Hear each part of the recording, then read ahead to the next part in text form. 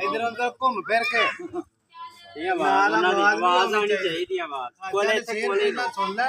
फिर घूम फिर के लागे साथी करी आया होन सुनाया हां थोड़ा कफन वाला ही नहीं तू सिर बनाना अच्छा अच्छा सजा रहा है लतीफ इधर और किधर गले लगे हुन इधर आ मोड़ करवाने करा ला अब वेला इधर आके भाई बात गिला तू करना होना कभी मेरी फरमाइश नहीं लगी चलो बुजुर्गो हजरत पेश कर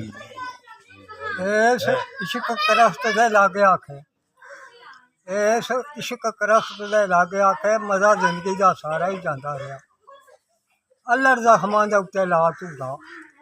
मठा मठा उत्ते लूण लांदा हाय हाय वाह कबर विच नहीं लैन आराम देंदा दे दे उठना मैनू जगांदा रहा इसे तरह ही लंघ गई उम्र कसूर बंदा तू रोसदा रहा ते मैं वाह वाह क्या बात शेर भी पूरा हो गया शेर भी पूरा है अगर लून नहीं लाया चलो एक कथा और भी आन दो बंद बात बाबा जी कसूरमंद का कोई चौंदा चौंदा जिहा है बनते गए पाके सारे मैंने घर बड़ा कोई रखे है अंदर ने होना आ दुनिया दियां भाषा ने जिंदा चलता ही भुल गए ये तो गल है गल सुनाया मिसरा खजूरा नाल होर ने गुजर की वाह ते तू चंगे तो चंगी खुराक रखना है और फटे कपड़े ते बकरियां भी चारियां सन वाह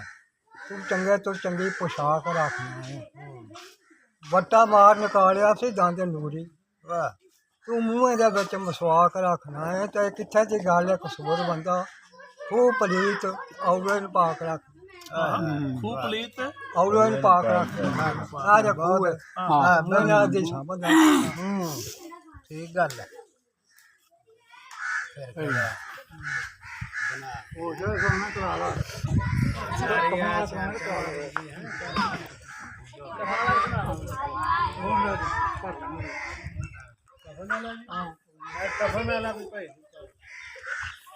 वो भी नहीं लागे लगा कफन भी कह मैं नहीं आना तेरे